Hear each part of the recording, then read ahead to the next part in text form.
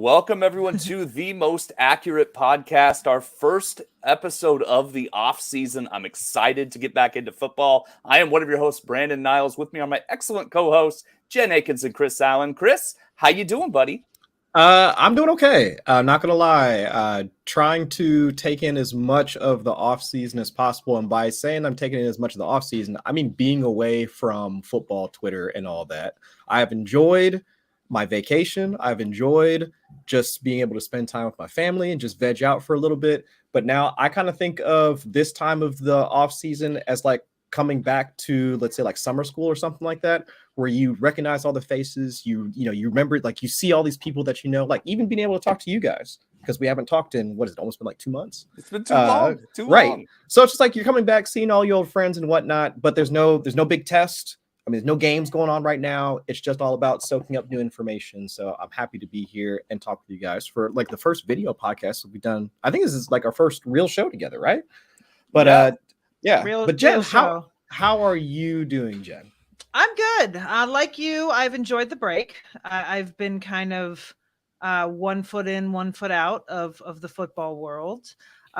It's nice to be back with you guys. It's nice to kind of, like I said, dip 1 foot in. I'm not ready for full action quite yet. But it is fun, and a lot of moves and a lot of things have started to happen, which, makes you get a little tingly and excited for the season ahead. Mm-hmm.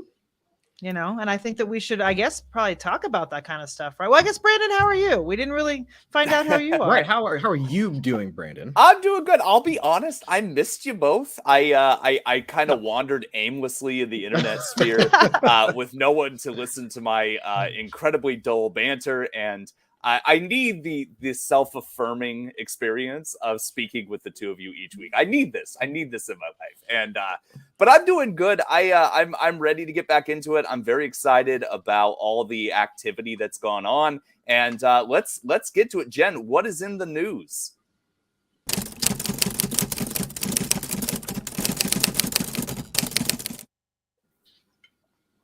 News. All right. There's a lot of news. Obviously, a lot of stuff has gone down. A lot of stuff went down kind of last week before we have come together for the show. So we're going to kind of back up a little bit and go over some of the trades that happened because there were some pretty blockbuster ones that will affect the fantasy world. Number one is going to be Russell Wilson to Denver. Basically, the Seahawks received Drew Lock, Noah Fant, Shelby Harris, and a bunch of picks for Russell Wilson and a 4th rounder. So that's pretty, I think it was shocking to me as the resident, Denver person of the show and a 4 for 4. I'm kind of excited about it. I think that, it's a really good, I don't know. It's very reminiscent, of course, of Peyton Manning coming here. There was the abyss of the really bad draft picks in Denver quarterbacks, going through the Brock Osweiler and the Paxton Lynch and then Drew Lock. And then, so I think it's exciting. I mean, Russell Wilson is, I think, 3 years younger than Peyton Manning was when he got here. He is healthier than Peyton Manning, or at least, listen, the Colts, basically the Broncos didn't know what they were getting when they got Peyton Manning. He was cast aside out to pasture with the neck and arm situation. And, Russell Wilson's healthier. I think it's exciting. It's invigorating for Russell to be, out of that system into kind of a new system with, a more offensive minded coach in Nathaniel Hackett. So I'm kind of excited about it. Chris, how are you feeling about it? I don't know. I mean, my brother, he lives out in the Seattle area. So we were kind of like indoctrinated into the whole, like the Sea of 12s. Like we've been out there during when they're actually like a home game on Sunday in Seattle is something that I've never personally like experienced anywhere else, where folks are out at bars and like the places like B-Dubs is packed at like 9 o'clock in the morning because like, it's game day.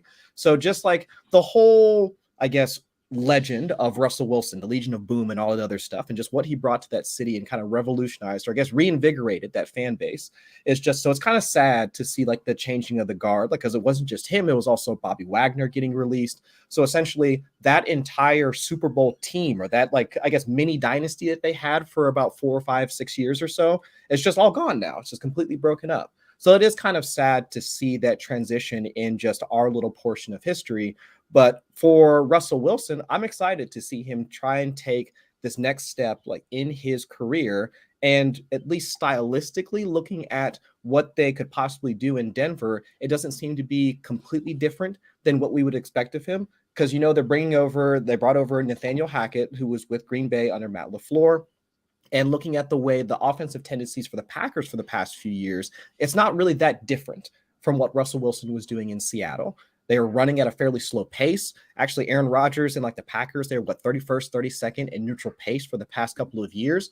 But while that doesn't sound all that great for fantasy, we knew Aaron Rodgers was still a productive quarterback, especially in terms of deep ball, in terms of fantasy points per game. I mean, all of those things kind of suit what Russell Wilson is as a quarterback. So I'm happy to see that he not only has, let's say, and like I know folks, so we're looking at the list of weapons that he's going to have, right? From Jerry Jeudy, Cortland Sutton, Tim Patrick, Albert O. I mean, all these guys, while they might be, I guess, collectively more than Tyler Lockett and DK Metcalf, and that's good for Russell Wilson, I'm not necessarily saying that's going to become some sort of fantasy point bonanza for the entire team. But I am excited to see him move on. I'm excited to see this newish look for him in the AFC. I am kind of scared, though, because my Bengals now have another team to get through on their path to the Super Bowl this year, which I'm calling my shot right now. I'm not going to get disappointed again this year. Call it. But I'm excited to see him take this next step. But Brandon, I mean, how are you digging this whole move? So I owe you an apology, Chris, because you talked about how Russell Wilson was probably going to get traded in the offseason, and there was all the rumors and chatter, and I scoffed at you. I remember that. I remember the scoffing. Yeah, I wasn't going to old takes expose you or anything. Like I wasn't going to do that to you. I own my mistakes, and I was shocked. I just didn't understand. I still don't understand it. I want a 30 for 30 about how this happened. That's what I want. Was it Pete Carroll? Did they not get along? In which case, why did they pick Pete Carroll over Russell Wilson? Russell Wilson's the greatest player in the history of the Seattle Seahawks. I mean, all due respect to Steve Largent and Sean Alexander, but I don't think it's particularly close. And I just don't get how it happened. I'm really worried about DK Metcalf. I'm really worried about Tyler Lockett. Metcalf didn't make 1,000 yards last year and struggled. It was inconsistent last season because Russell Wilson was out of the lineup. And now you're looking at Seattle, and it sounds like they're not in on Deshaun Watson at the moment. This is, treacherous to say anything hours before it's actually going to post. But at the moment, Jacob Eason's the only player under contract on that roster. Whether they bring in a rookie in a draft class full of unproven talent, or, a veteran like Ryan Fitzpatrick or Marcus Mariota, which is a question mark as well. I'm very worried about DK Metcalf's status as a top 10 fantasy receiver, which is something that I think most people consider him. On the flip side, while I'm with you, Chris, I don't think this is a fantasy bonanza where we need to buy everybody. I certainly think that it's more appealing to go into Jerry Jeudy, Cortland Sutton, Albert O. I want to see, obviously there's a lot of off season, see if they add another tight end, see what else happens. But the guy I think this helps the most, along with the news that Melvin Gordon and the Broncos are far apart, is Javonte Williams. Russell Wilson can hand the ball off, and that's not a knock on him, but he's best when he can utilize the play action and take advantage of deep shots downfield, which should help Jerry Jeudy and should help Javonte Williams. And I think that solid offensive line, second year in the system, I think all systems go for Williams. And unless they do something crazy like draft Breece Hall in the second round, I think Javonte Williams is going to be a mid-first rounder for me, and I'm going to be psyched about taking him. I agree. I'm excited about Javonte. I was excited about him last year. I'm excited about him. And also, Russell Wilson is getting an upgrade defensively too, which will help the offense in general. So that's also good.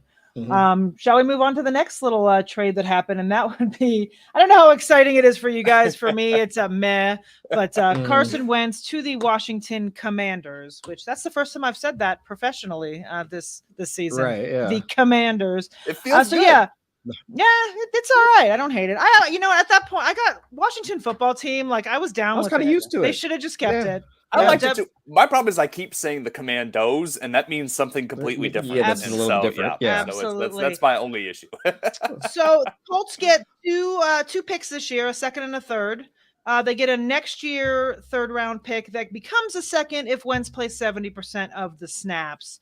And then and that's for Wentz and this year's second. So Wentz to Washington. I personally am not a Wentz backer. I never have been. He's just done nothing to dazzle me in the last couple seasons, fantasy and real life. So, it's kind of a meh. I know that I don't know. I don't have a huge opinion on it. Chris, what do you got? I just think that it's like you were saying, it's just kind of meh. If the question that you're trying to answer with this whole Wentz trade was, is he better than Taylor Heineke? Okay, fine. They answered that question with a correct answer. Now, was that the only answer though that was presented to them? And for them to not only trade for him but also take on the contract, I get that there's no dead money going on for him in 23, but still, it's just I'm wondering what was said between the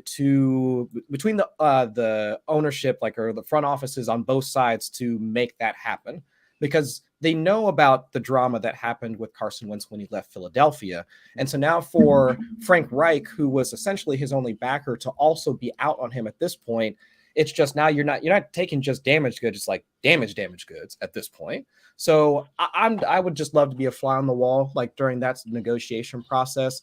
And it's not just Carson Wentz from a financial standpoint, but we've all watched him from be the guy that the Eagles thought he was going to be to where he's at right now. And to say, oh, how the mighty have fallen is something of an understatement. When his first couple of seasons there in Philly, we thought that he was at least going to be let's say Derek Carrian type of quarterback. Let's leave it like that. I like Derek Carrian. I like that. I like it. I'd say that's the best way to kind of put where his career trajectory was at. When he first started, slightly mobile, decent arm, kind of erratic, but if you put him in the right system, he could flourish.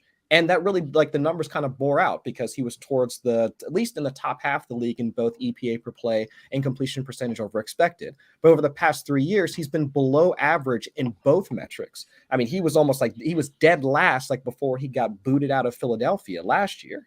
So, and in this year, there wasn't any sort of market improvement, despite the fact that he had a better offensive line. I mean, I guess you could argue the pass catchers around him. He had second year Michael Pittman, the tight ends like Jack Doyle, Mo Alley Cox. I mean, he didn't really have a ton working around. T.Y. Hilton was hurt for a decent segment of it as well.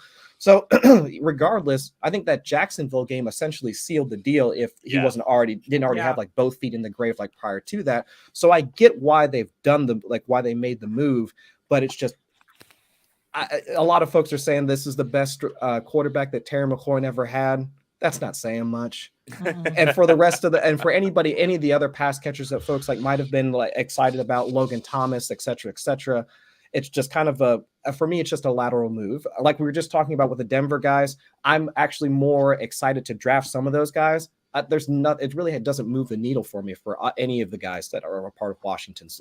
From a personnel standpoint, I might take those guys at ADP, and that's okay. But otherwise, it's just a meh move for me at this point. Yeah, I was more excited about Ryan Fitzpatrick last year than I am for Carson Wentz. I mean, to be honest. Yeah. Wentz, to play a little devil's advocate, I don't really disagree with you. But Wentz was 27 touchdowns, 7 picks last year. Heineke turned the ball over a lot. That was kind of probably the nail in his coffin as the starting quarterback in Washington. So I think they probably looked at what Wentz did in Indy last year, deleted the Jacksonville game tape at all. Completely, because we know that's what happened. Jim Irsay saw Carson Wentz going to Chipotle right before the game and was like, "Are you sure this is a good idea?" Right. And Wentz is like, "I got it. We're gonna make the playoffs. It's Jacksonville." Irsay was like, "Okay." He went out, crapped the bed completely, and Jim Irsay said, "No, you're out of here. I will not have you eating Chipotle before we play the Jags again." I think that's the only explanation for what happened in that Jaguars game. But 27 touchdowns and 7 interceptions, I think that's probably appealing to Washington. It might make Washington win a couple more games because they've got a good defense. They've got a good offensive line. They've got Antonio Gibson. I think that Michael Pittman's breakout season where he had 1,000 yards and 6 touchdowns last year, I think was a lot due to Wentz's efficiency.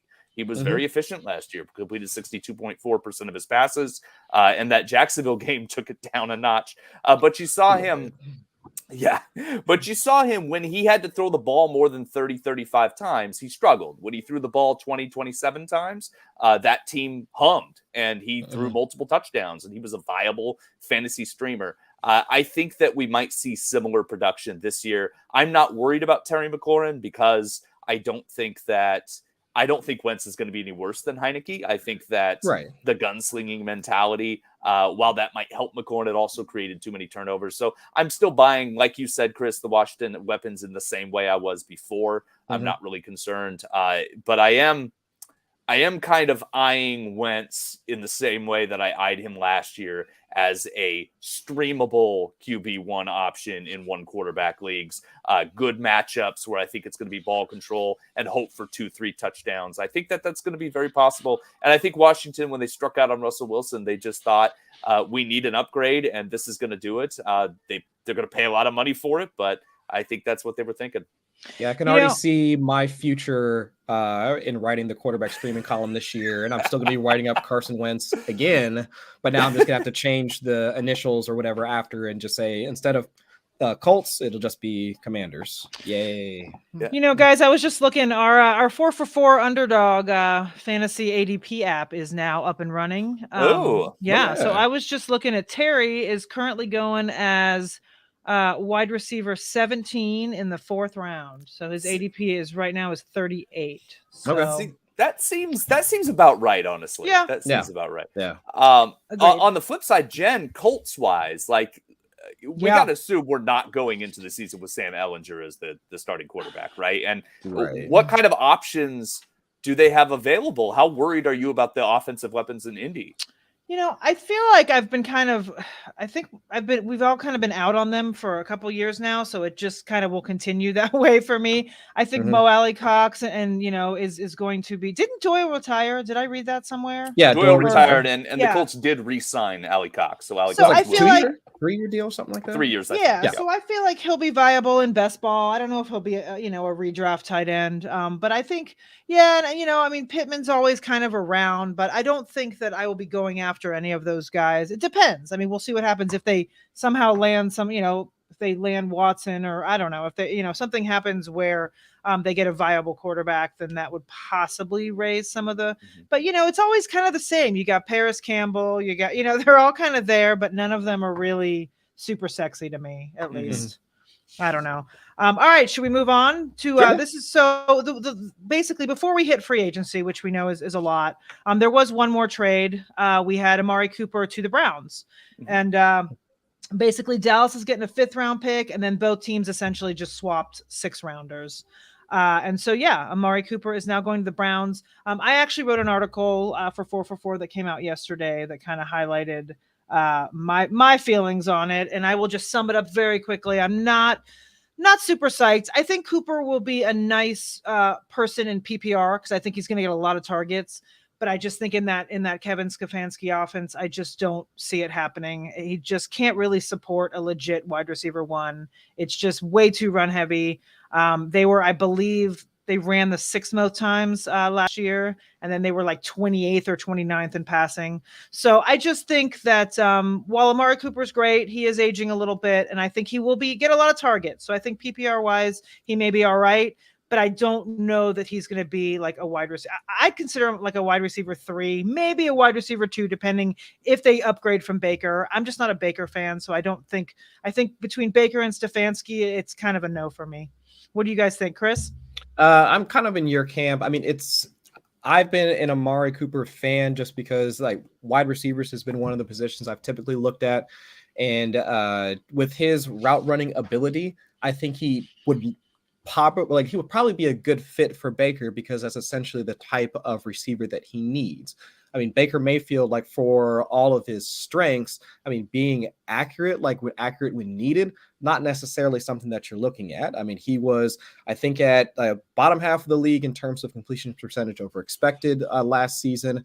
He was also, I mean, he struggled across the middle of the field, which has kind of been one of his calling cards. I mean, deep ball, he was fine, but how often are you going to be able to do that? Now, I know injuries for him was the biggest story for him, and essentially like the rest of the like parts of the offense as well for last season. But if we're still talking about, like you were talking about, Jen, if it's still going to be more of a run first type offense, I mean, bottom half of the league in terms of neutral passing rate, it's just what can we really expect from Amari Cooper, where he goes from a team that was doing more things downfield and passing at an above average rate, like at least compared to the rest of the league, now to a less accurate quarterback on a team that runs fewer plays, then also doesn't pass as frequently. So it's just, I think it's both teams now, I think have wound up in worse situations, because I don't think that the Browns are really ready to take on like this type of a pass catcher right now, but that doesn't preclude them from drafting a wide receiver. I'm still hearing, at least I've seen a couple of mocks where they're looking at still drafting a wide receiver in this year's class, which, looking at the prospects coming out right now, not too terrible. But as of right now, on paper, I like the previous move we were discussing. I'm just kind of meh about the whole thing on both sides of the ball, or not both sides of the ball, on both sides of the trade. I mean, for both Cleveland and Dallas at this point, because we still have question marks about Dallas's offense. Dallas did re-sign Michael Gallup though, right after. So sign me up for Gallup. Sign me up. Me too. I'm all about injured Gallup. Michael Gallup though. I think CD is going to be very expensive. Yeah. I think he's going to be. He might even creep into the late first round. Right now, I believe, at least yesterday I was doing my article, I think he's at 20. Like that's his ADP right now. So, and he's just, people are just going to like him more and more. Cedric Wilson's gone. He's in Miami. So, there's not anybody else there. It's going to be those two, at least the way I feel. They could draft somebody, I suppose, or and Dalton Schultz. Dalton Schultz as well. Yep, Dalton Schultz. I'm in on, but I think Gallup is going to get those looks. I think that moving Cooper was a vote of confidence for Michael Gallup. But I'm with you guys on Amari Cooper. Like I like the player, like the talent, hate the position for all the reasons that you both just said. Yeah. So those are all the trades. And then we've got a couple little, we've got Aaron Rodgers. I mean, I guess we have to talk about that, right, for a minute.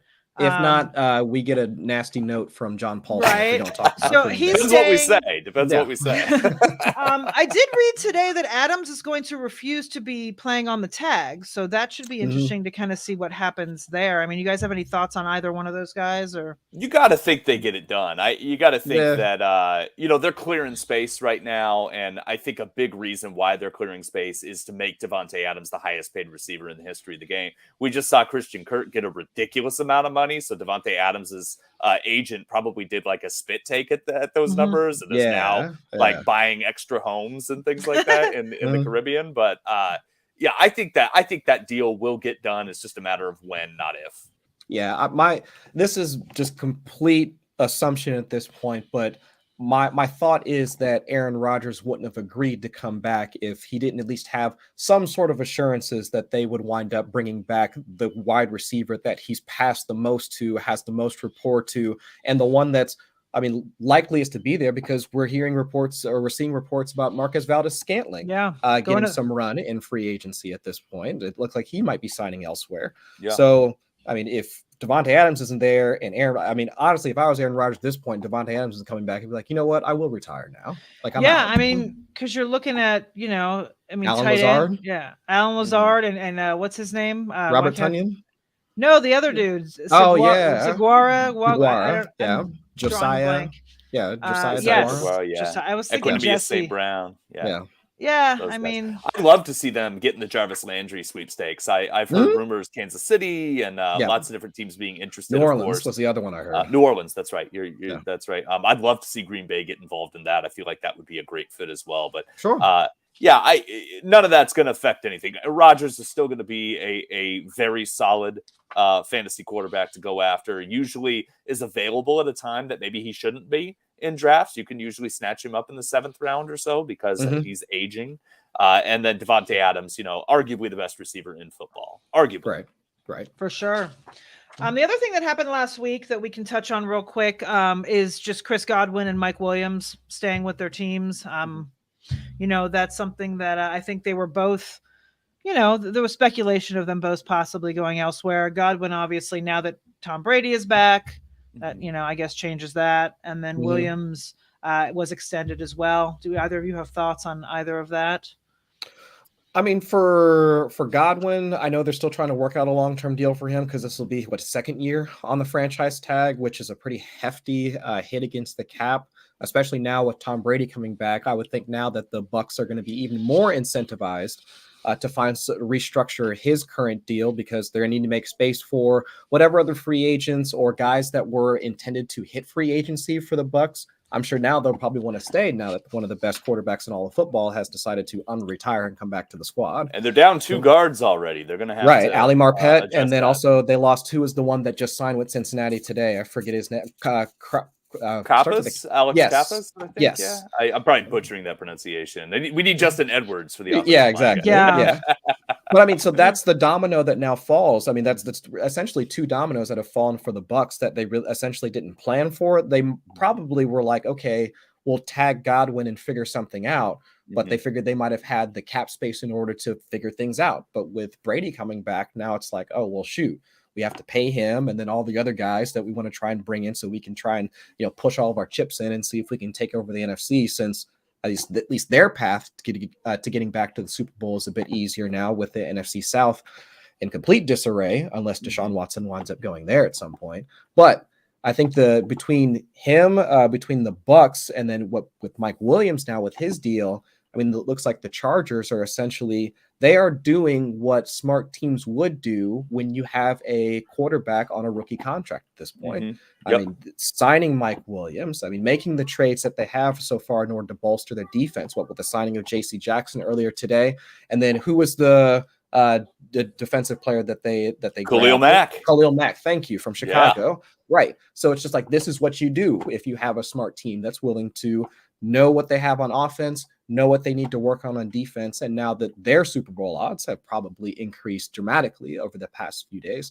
So I think those are 2 teams now. It's just like, you really do need to watch out, like, if from a fantasy standpoint, like, what can we now, like, how are we now going to be valuing these guys moving forward? But like Jen was mentioning, I mean, a lot of those guys are now going to be available in spots that I'll now be more interested in picking those guys up than I was just a couple days ago. I'm going to change my name to what Chris said. I don't have anything to add to that. Nothing interesting except just I agree with everything Chris just said. All right. Sounds good. Well, we can touch on, I mean, listen, there's a ton of free agency stuff that happened on Monday and will be continuing to happen. But let's just touch on a couple real quick that might be a little bit, people might be interested in. We got Mitch Trubisky. I mean, we won't spend a lot of time on him, but he did sign a 2-year deal with the Steelers.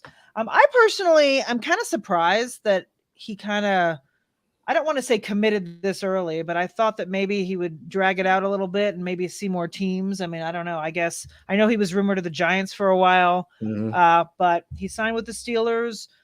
Do you guys feel that makes a difference for their pass catchers, for him? Are you in? Are you out? Chris, what do you got? He's better than Ben Roethlisberger was at the end of his career, so I think we're good. Good for Deontay. That's all I'll say. A clear opportunity to start for this guy. Allen Robinson was top 16 in fantasy points per game the 2 years prior to last year, with Mitch Trubisky playing poorly. So Mitch Trubisky now on a Steelers team where outside of the offensive line, he's got more weapons than he's ever had to work with, in Chicago. So I love that. Deontay Johnson should be fine. He's going to air it out. Chase Claypool, he's probably going to have an opportunity to work with. And Najee Harris should get a little bit of a benefit there, because there's going to be a threat for Mitch Trubisky to run as well. And I think that I think it's a nice opportunity for him. We'll see if they still draft somebody. They might. We'll see if they make him fight with Mason Rudolph and how much of a push Rudolph makes. I think that the best case scenario fantasy-wise for everybody, though, is for Mitch Trubisky to just be the starter, go into the season as the starter, and be confirmed. And I will draft Mitch Trubisky. He will be very cheap, and he'll be a great best ball guy to snag at the end, that he could have some, 3 or 4 spike weeks and you're loving life. Yeah. So I agree with that. I mean, the only other thing there's a ton that we could talk about. The only thing I kind of wanted to mention real quick is just the Jaguars, like, backing up the truck and just signing every single wide receiver out there, and Evan Ingram. I mean, I don't know. I mean, it's one of those things. Like, I understand they're trying to help out Trevor Lawrence. But now it's just, as we say in this podcast, a lot of murk. Now we've got even the Jaguars wide receiver room is always murk, and now it's even more. I mean, it is a big, huge pile of murk. Yeah, I I guess I don't understand the move unless, like, right now on paper, I don't understand the move because it's just the team needed like so much else as of right now. I mean, Jacksonville, they were, I think, about like right below league average in terms of pass block win rate. So as an offensive line on the whole, it seemed like they needed a bunch of help. And so unless their plan is to maybe make some more free agent signings, or they plan on drafting a couple of O linemen. I think from the mocks that I've seen, there are maybe 3 or 4 good like first round prospects, like from an offensive line standpoint. But again, we'd like to talk with our expert Justin Edwards on stuff like that. But what's the plan here for all these pass catchers? Because last year we were struggling to figure out how they were going to get Laviska Shenault involved. So now if they weren't able to figure that out, but now they've added 2 other wide receivers, at least one of them at least kind of mimic what Shenault does. I really don't know what to expect out of this offense in 2022, to be quite honest. Yeah, and you've got Evan Ingram and Dan Arnold. Yes, yeah, so you got. Yeah, what are we doing? I'm so sad as the biggest Dan Arnold fan in the history of the game. I'm very sad that Evan It's Ingram fine. Ingram will be hurt by week 2, and it's fine. Totally fine. You can still draft Dan Arnold with confidence. You'll be good. Yeah. Are we interested in Christian Kirk? Because Kirk, Christian Kirk All-Stars is a thing on this podcast. The up and down, frustrating to start. Obviously, he has value in best ball because he is going to have those games where he blows up and he's pretty cheap. And so you can have him on a roster and be okay. But they paid him like a wide receiver one. Yeah. And when they put that big of an investment in him, it makes me think at least he's going to get all the snaps. And he's not a player without talent. And so I wonder, in a redraft format where you have to set a lineup every week, he's still probably going to be pretty cheap. Are we interested in him, Jen? I don't know, man. I don't know if I have too much PTSD. I don't know if I can get it out of my the thought of looking at his name every week and deciding whether to slot him in there or not. Like, I don't know if my heart can take it, and it's one of those guys. Every week you look at him and you're like, for that flex spot, you're like, God, so I don't know. I think a fresh start, a different team, possibly, like you said, he's not without talent. It just, in Arizona, it was hit or miss. He was like an 18 point or a 0, every week. And so I think for myself, depending, of course, how training camp goes and how that Jaguars wide receiver room kind of pans itself out. But, there's a non-zero chance that I would draft him, but I'm not really sure. We'll have to see.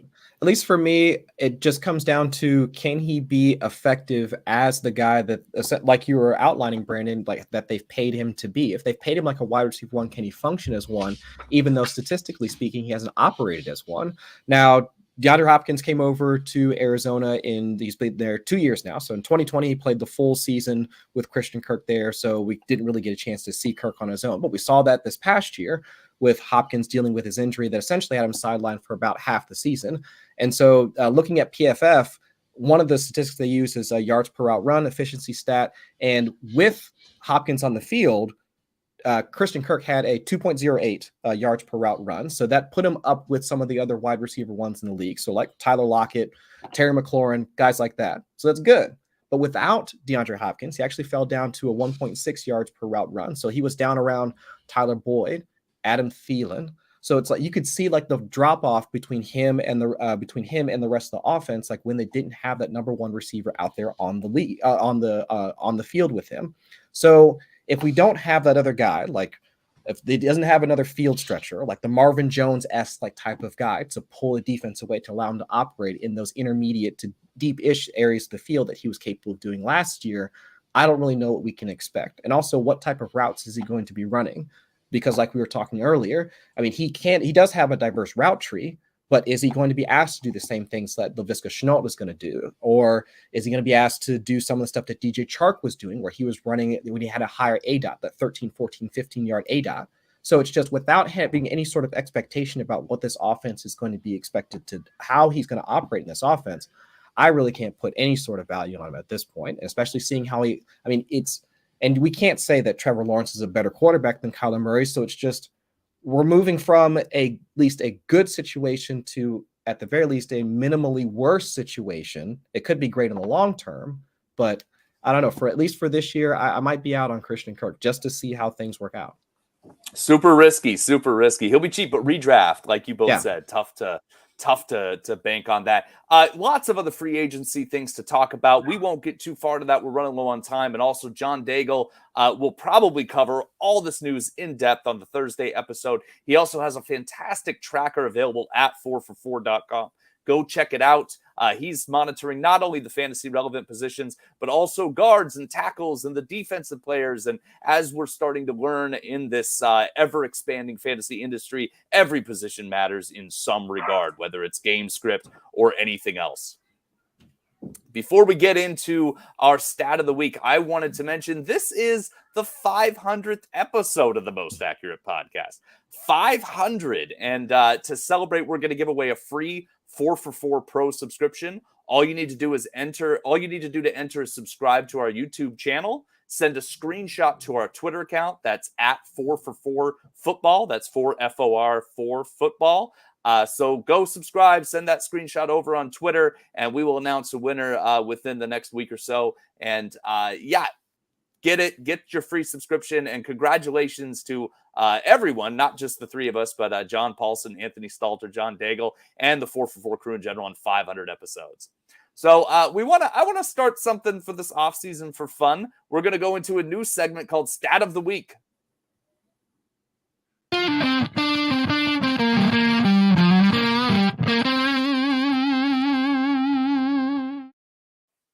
Chris, what do you have for us this week?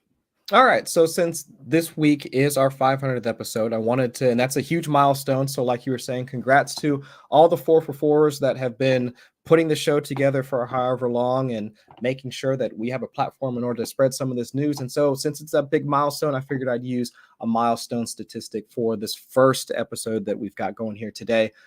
So number 500, I went ahead and looked at some of the quarterbacks that have actually passed for 500 yards, because at least seemed to be the most realistic milestone that some sort of football player could have surpassed, like in a single game or not. And it's only been 15 times since 1940 that a quarterback has surpassed like 500 yards in a single game.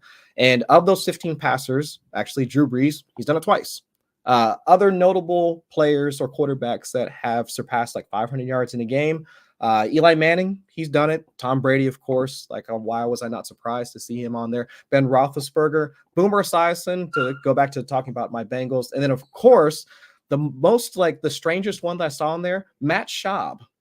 Matt Schaub passed for 500 yards. I don't know if he actually threw a pick six in that game on top of that, since I know that's what he was mostly known for. But for all of that, that is my stat for the week. All of the quarterbacks that, or at least notable quarterbacks, at least in my time playing fantasy, that have surpassed like 500 yards in a single game. But congrats to the 4for4 crew for 500 episodes. That's a great stat. I oddly remember that Boomer Esiason game. I know he played for the Cardinals at the time, which was forget he played for the Cardinals. Somewhere in the 90s, I don't remember, but I oddly remember he did it against Washington, and it was a big deal in all my fantasy leagues that I was in. We rushed out to get the USA Today the next morning and record our box scores with Boomer Esiason just blowing away yardage. There was actually I forget which game it was that I was looking at. I think it was probably the one where it was when Tom Brady threw for over 500 yards. He actually did it against Chad Henne, and Chad Henne actually threw for 400 yards in that game. So almost like 1,000 total yards passing in that game. That would have just been an absolute crazy fantasy game to actually watch with that much total yardage, like in a single game. Yeah, I should remember. I'm a Dolphins fan. I should remember that game. That was definitely a Dolphins game if Chad Henne was throwing. Yeah, because I'm looking at, I have it pulled up on PFR right now. It's like Wes Welker, I think, or no, Aaron Hernandez like had over 100 yards. Wes Welker had like 160 yards in that game. I mean, it was ridiculous. Brandon Marshall had like 130 yards or something. Yeah, something like, it was just a crazy game from a fantasy standpoint. Fun trivia. Who's the last quarterback to do it? The most recent one? The most recent one was actually Drew Brees back in 2015, if I'm remembering my year. That's what I was going to guess. Are you sure? Are you sure? I think if I'm remembering correctly, I wouldn't mess with Brandon on trivia. But I know you're the trivia guy. Somebody threw for 525 yards the day after Christmas this year. Oh, that's right. Yeah, that's right. Who was that? That's your boy. Yeah, that's right. Yeah, Okay. Yeah. Burrow. Joe Burrow when Burrow. he had an onslaught of fantasy production the last couple weeks of the season. That's right. Yeah. Which let's make this a little bit actionable. Based on the tear that Burrow went through, because Burrow had a very up and down fantasy year. Mhm. He was very good, great quarterback, got a bright future. But from a fantasy perspective, this year Burrow didn't really perform up to his ADP. I think people were expecting him to be more consistent with fantasy points, and he wasn't. But at the end of the year, he finished on an absolute tear. Yes. Carried that into the playoffs, was phenomenal. Should we draft him accordingly? Should we draft him like he's going to continue that production this year? Or should we kind of still take a wait and see approach with him? How are you both approaching it? Well, I'll let Jen actually answer this one first before I go off on a Bengals tirade. Yeah, as a non-biased fantasy player, I think I don't know. Actually, I was doing a quick look-see to see where he was going at the moment. He is right now on Underdog. He is going as QB5 at his ADP is 57. So you'll have to pay for him. So you will have to pay for him, and I'm not sure that I will. I think it depends. I mean, in super flex leagues, I may, grab him early, but I am not an early round QB person. Definitely in redraft and best ball, depending. But the what's it called? The stacks, the Chase and Higgins stacks are always nice in best ball. So you do have to pay up for him. I'm not sure that I will, but I think he will be a very viable fantasy quarterback this season. That's for sure. First in completion percentage over expected this past year, top 10 in EPA per play.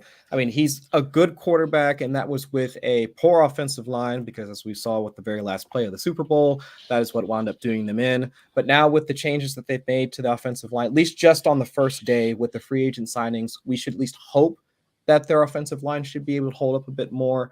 But they didn't really do a ton different offensively. Now, the shift at the beginning of the year to them being more run heavy, or at least let's say they're passing less. I think they were actually like 30 or 31st in pass rate over expectation for the first 2 to 3 weeks of the season. They've moved up to 13th overall in terms of passing on early downs in neutral situations. So it's not like they essentially they turned into like Tampa Bay or some other pass heavy type of offense. So even if they're, let's say, middle of the road in terms of passing, and Burrow continues the same level of efficiency that he had last year, and we're still bringing back most of the pass catchers. We saw earlier today that CJ Uzomah has already moved on. So we'll see what they do at the tight end position, or if they just continue to try and use Tyler Kroft. I don't know. But they still have the trio. So they're good there from a wide receiver standpoint. Still got Joe Mixon, so on and so forth. So at least I can see how he could, at the very least, meet expectations for where he's at right now. I don't know about exceeding them because that's asking for quite a bit. But for where he's being drafted right now and how he's being valued, so if you're telling me he's quarterback, let's say somewhere between 7 and 10, okay, fine. I think I'm okay with that. And then if he also tries to add in any sort of mobility this year as well, after another year removed, from the ACL tear, even though he wound up hurting his MCL during the Super Bowl, okay, fine. I mean, that's just a cherry on top at that point. But I think at the very least, if the offensive line is a bit more stable, allow him to do a little bit more behind the pocket, or in the pocket rather, then I think that could at least provide him at least a stance, or at least a path to returning the value that he's currently being drafted at. That makes sense. I will be interested in where he goes, and I think you're right. If he starts to slide, he'll be someone I scoop up, but I might not pay for him as is. I think we can close out. Great first video episode and first off-season episode of 2022. I'm excited for many, many more. So thank you, Chris and Jen. Always a pleasure. Don't forget to subscribe to this podcast, everyone. You can follow us on Twitter at The Monday Mommy, at Chris Allen FFWX, and at 2 Guys Brandon. Thanks so much for checking us out, and have a good day.